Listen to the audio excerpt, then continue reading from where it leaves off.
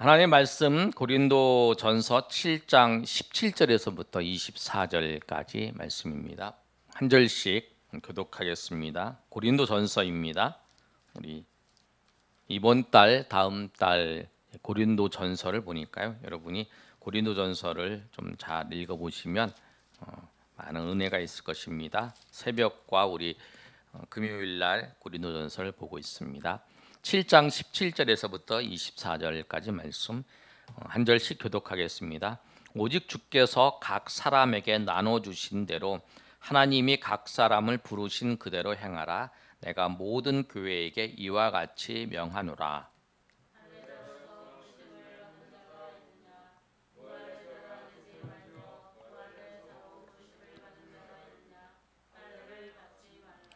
할례 받는 것도 아무것도 아니요 할례 받지 아니하는 것도 아무것도 아니로되 오직 하나님의 계명을 지킬 따름이니라. 내가 종으로 있을 때에 부르심을 받았느냐 염려하지 말라. 그러나 내가 자유롭게 될 수 있거든 그것을 이용하라.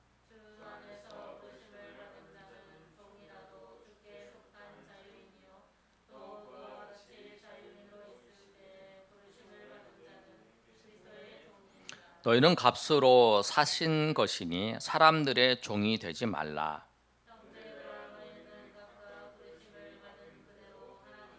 함께 거하라. 아멘. 바울 사도가 고린도 교회의 편지를 쓴 첫 번째 편지가 고린도전서입니다. 고린도 교회는 많은 문제가 있어요. 바울 사도가 2차 전도 여행 때에 빌립보 교회를 전도를 하고 이제 마게도냐 지역에 이제 데살로니가 교회를 전도를 하고 그 다음에 쭉 내려와서 아덴에 성경은 아덴이라고 기록되어 있죠. 아덴을 전도하고 이제 고린도로 갔어요. 지난번에 우리 설명드렸던 것은 고린도는 이 그 두 지역을 연결하는 거예요. 스파르타와 이 그리스를 연결하는 항구 도시에 아주 가운데 있는 항구 도시인데 지금도 이제 고린도 운하가 있어요. 고린도 3대 운하라고 얘기하는 운하가 고린도 운하예요. 고린도 운하가 있을 정도로 굉장히 항구 도시로 발전한 도시예요. 그리고 바울 사도가 교회에 대해서 선교 정책을 쓰는 데 있어서 아시아에는 에베소 교회의 아주 중심으로 이제 선교 정책을 썼고 유럽의 마게도냐 지역에는 고린도 지역을 아주 중심적으로 해서 이제 선교 정책을 폈어요. 그런데 이 교회가 바울 사도가 3차 전도 여행을 에베소에서 하고 있을 때의 소식을 들은 거예요. 근로의 사람들이 이 얘기를 편에 보내온 거예요. 이 교회가 분쟁이 있는 거예요. 분쟁이 있는데 바울파, 그 다음에 아볼로파, 그 다음에 게바파, 그리스도파 이렇게 분쟁이 네 당으로 나눠서 서로 이제 분쟁하고 싸우는 거예요.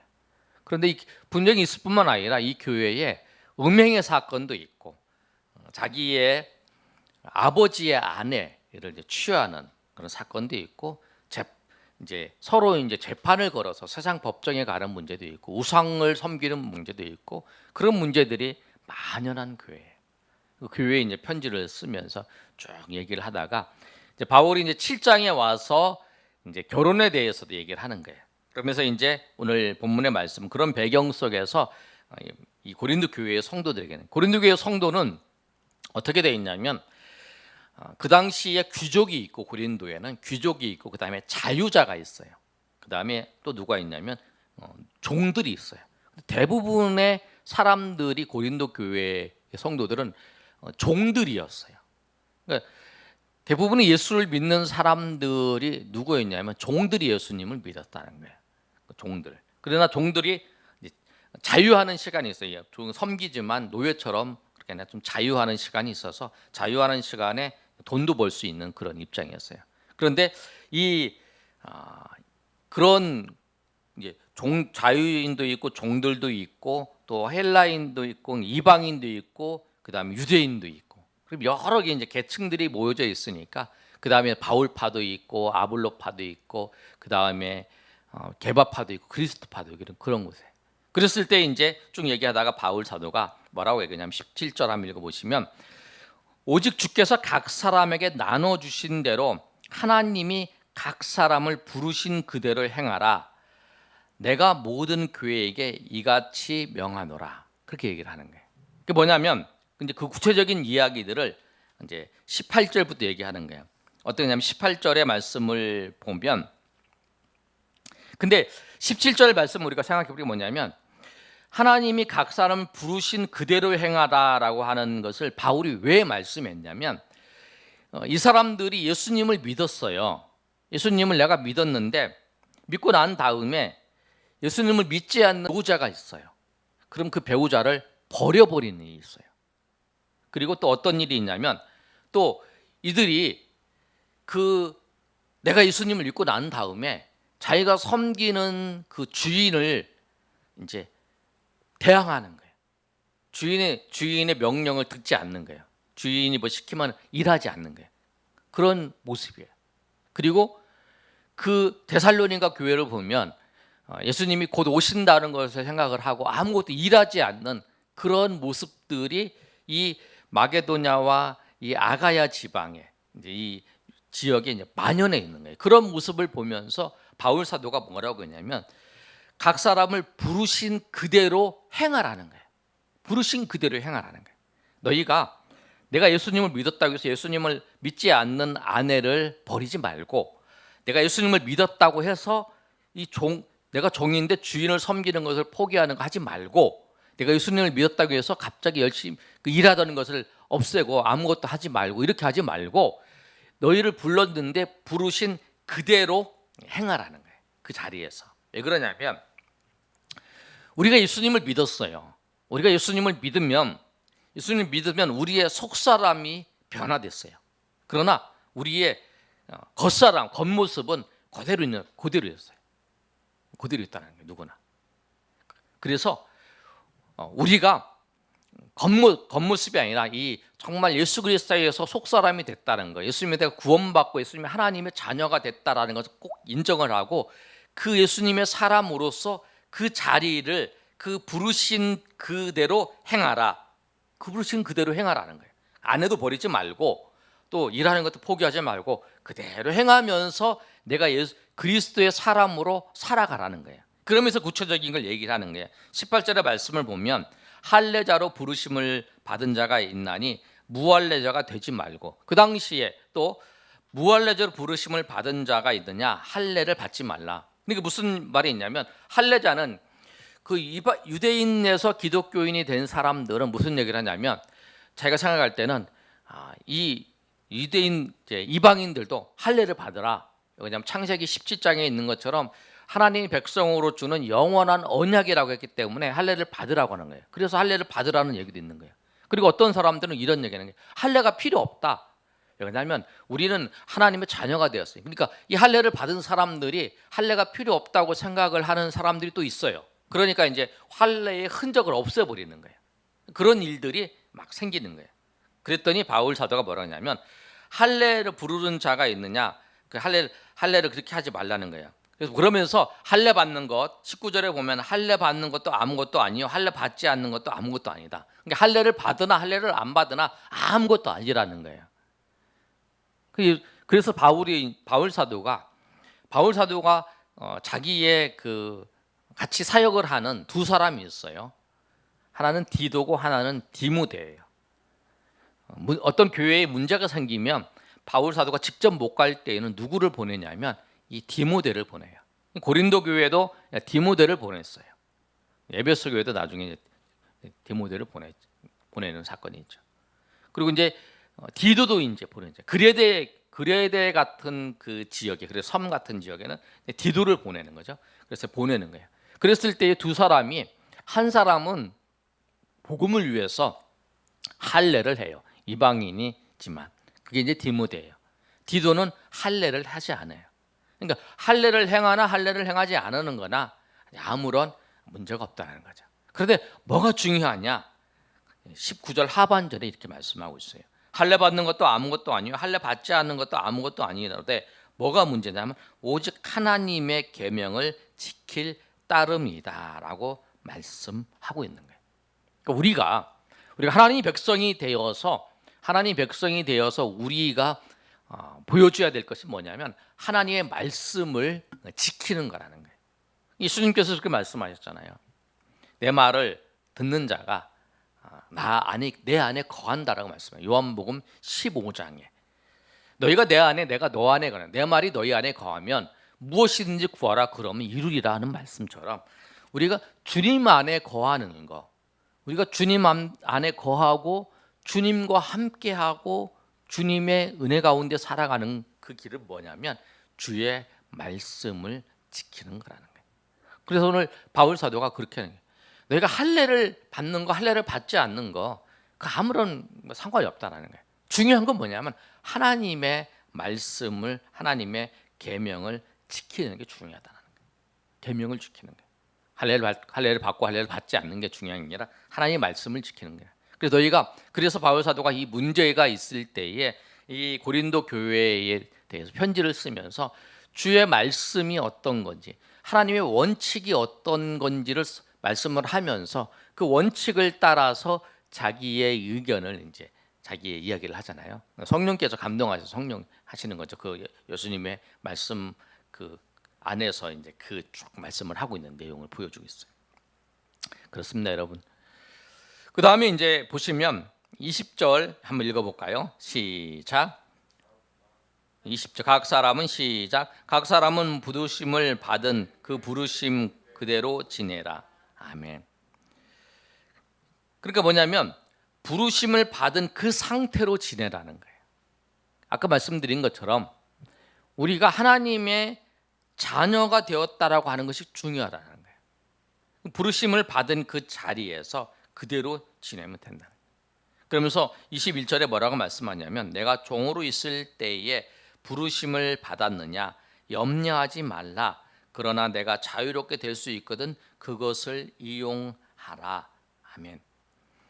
부르심을 받은 그 부르심대로 그대로 지내면 된다는 거예요. 내가 종으로 부르심을 받았어. 그러면 그냥 종으로 지내면 돼. 내가 예수를 믿었는데 우리 아내가 예수를 안 믿어. 그럼 그대로 같이 이제 살면서 예수를 같이 믿어야 되는 거죠. 그래서 섬기주는 거죠. 그렇게 하면 되는 거라는 거예요. 그 자리에서 그대로 하라는 거예요. 이 당시에 아까 말씀드린 것처럼 이 당시의 성도들은 이제 그런 거였다는 거예요. 예수님이 곧 오신다고 생각했기 때문에 아내도 버리고 가정도 버리고 그리고 그런 모습이에요. 종이었으면 그 주인도 버리고 하는 그런 입장인데 그게 아니다. 그냥 지금 있는 그대로 지내면서 주님을 섬겨라. 네가 하나님께서 그렇게 했다는 거예요. 그런데 그 다음에 이제 바울 사도가 하는 게 21절에 이야기를 하고 있어요. 종으로 있으면 그냥 종으로 지내는 것도 있지만 그러면서 있을 때 뭐냐면 내가 자유롭게 될 수 있거든 그것을 이용하라. 그러나 네가 이제 종에서 자유자가 될 수 있는 기회가 있는데 그럴 때는 자유자가 될 수 있는 기회가 있으면 그렇게 하라는 거예요. 그런데 이 고린도 교회 로마의 통치 안에서 종이 자유롭게 되는 것은 두 가지예요. 뭐냐면 첫 번째가 국가에 대해서 큰 공을 세웠을 때에는 종에서 자유자가 돼요. 이제 책에 있는데 이거 나오더라고요. 여러분 배너 영화를 보면 배너가 이제 그 장군을 구해주잖아요. 장군을 구해줘서 배너가 이제 노를 젓고 하는 자리에서 이제 양자가 되는 거잖아요. 그런 모습이에요. 이게 국가에 대해서 아니면 장군을 구하는 거니까 국가에 대해서 굉장히 종을 세운 거죠. 자유자가 됐어요. 그래서 자유자가 될 기회가 있으면 자유자가 되라. 두 번째는 자유자가 될 수 있는 기회는 언제냐면 종이 되어도 중간에 짬짬이 시간이 있어요. 시간이 있는데 그 시간에 일을 하는 거예요. 일을 해서 돈을 모아요. 돈을 모으면 그 돈을 어디에 저축하냐면 신전에 이제 저축을 하는 거예요. 그러면 이제 자기 몸값이 뭐 어느 정도 됐으면 그 몸값을 다 모으면 그 주인을 데리고 그 신전에 가는 거예요. 그래서 이제 거기 앞에 와서 이 돈을 이제 받는 거예요. 그래서 이제 자유자가 되는 거예요. 너희가 만약에 자유자가 될 수 있는 기회가 있으면 자유자가 되라는 거예요. 본문은 그걸 말씀하는 거예요. 다 팽개치고 하지 말고 그럴 기회가 있으면 그렇게 하지만 그렇지 않을 경우에는 그냥 그 자리에서 섬겨도 된다는 거예요. 네가 종으로 섬기던, 네가 자유자로 섬기던, 네가 귀족으로 섬기던 그게 중요하지 않다는 거예요. 네가 하나님의 자녀가 되었다라고 하는 것을 중요하다는 거예요. 종으로 섬겨도 하나님의 자녀는 변함없다는 거예요.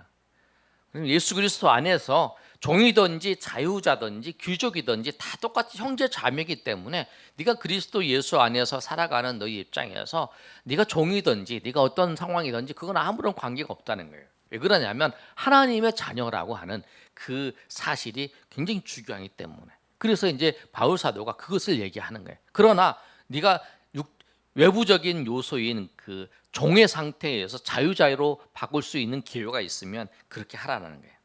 그러면서 이제 그 바울 사도가 뭐라고 말씀하고 있냐면 22절과 23절의 말씀을 보면 주 안에서 부르심을 받은 자의 모습들을 이제 설명하고 있는 거예요.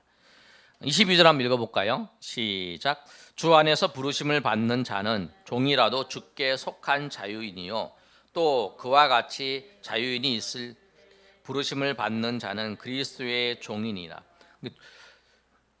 주 안에서 부르심을 받은 종이라도 주께 속하였으면 자유자예요. 근데 자유자라도 그리스도의 종이라는 거예요.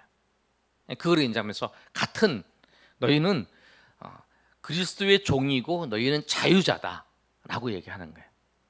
종이지만 자유자라는 거예요. 그리스도 안에서. 너희가 지금 자유자지만 지금 그리스도 안에서 너희가 종이라고 하는 걸 통해서 다 형제 자매고 똑같은 모습이라는 거예요. 그래서 우리는 어떻게 살아야 되냐면 우리는 사람의 생각과 사람이 원하는 것을 따라서 살아가는 것이 아니라 우리는 하나님의 말씀과 하나님의 뜻을 따라서 살아간다는 거예요. 왜 그러냐면 23절에 말씀하고 있어요. 한번 읽어볼까요? 시작. 너희는 값으로 산 것이니 사람들의 종이 되지 말라. 그러니까 너희는 값으로 샀다라는 거예요. 우리를 샀어요. 너희를 샀다라는 거예요. 너희를 누가 샀냐면 예수님이 샀지요. 우리가 이제 사도행전에 있는 말씀 피로 값주고 사셨잖아요. 우리를 예수님의 피로 우리를 사셨어요. 예수님이 하나님 우리를 사셨어요. 그래서 우리는 누구의 종이냐면 하나님의 종이에요. 그리스도의 종이에요. 피로 값주고 사셨기 때문에. 그래서 우리는 그 사람들의 종이 되면 안 된다는 거예요. 우리가 이 땅 가운데 살아가요. 우리 이 땅 가운데 살아가는데 우리는 누구의 뜻을 따라서 살아가냐면 하나님의 뜻을 따라서 하나님의 말씀을 따라서 살아가요. 그래서 우리는 그리스도의 종이에요.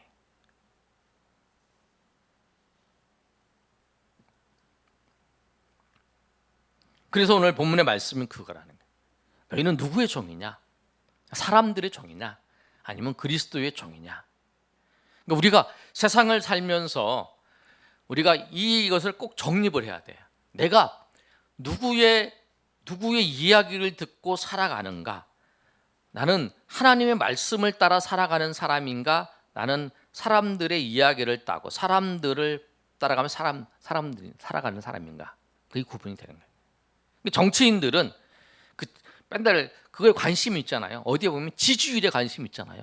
어떤 정당 지지율이 높아갔다 내려갔다 하는 거에 따라서 막 그 희비가 엇갈리잖아요.